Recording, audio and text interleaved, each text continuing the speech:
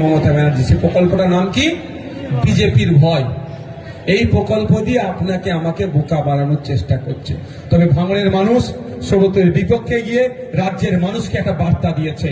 আমি আপনাদেরকে বলে যাই, গর্বের বিষয়, আজকে আপনারা 2021 সালে যে আশার বীজ বপনটা করেছিলেন, যে বীজ বপন করেছেন, আজকে পশ্চিম বাংলার অগণিত মানুষ সেই আশাটাকে দেখছে।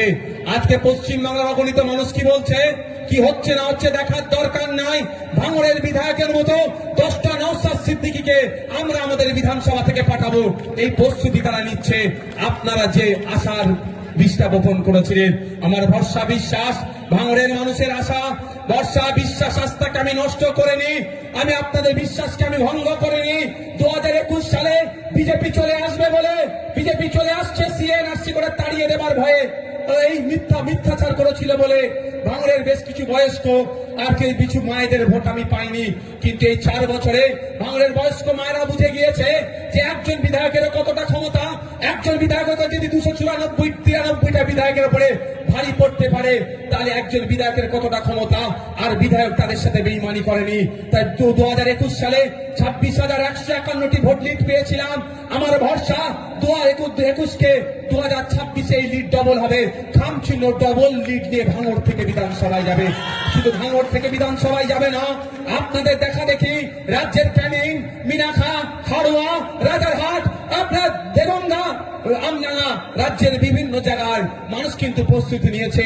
তারাও চাইছে আগামী দিনে বিধানসভায় তাদের পক্ষ থেকে পাঠাবে আপনাদের সাথে।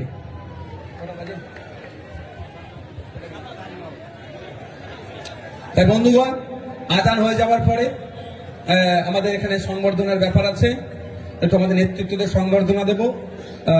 আপনারা আস্তে আস্তে আসতে পারেন, কোনো সমস্যা নেই। যদি সময় থাকে আমি একটা বিষয় ক্লিয়ার করব, আজানের পরে থাকলেও থাকতে পারেন, না থাকলেও কোনো অসুবিধা নেই, আমি জোর করবো না। এই উঠে যাচ্ছে রে বসা বসা বসা, এ কাজটা আমি করবো না। শুনছিলাম ওই অমুক উঠে যাচ্ছে রে ওদের চেয়ারে বসা, সে কাজটা আমি করবো না। আমি 20টা লোককে নিয়ে প্রোগ্রাম করেছি, লক্ষাধিক লোককে নিয়ে প্রোগ্রাম করেছি, ওটা নিয়ে আমার কোনো ব্যাপার না।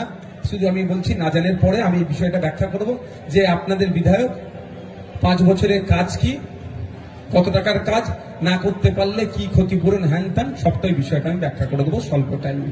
আজানের জন্য এখন একটু বিরতি রাখছি। আচ্ছা, আমাদের মধ্যে এসে উপস্থিত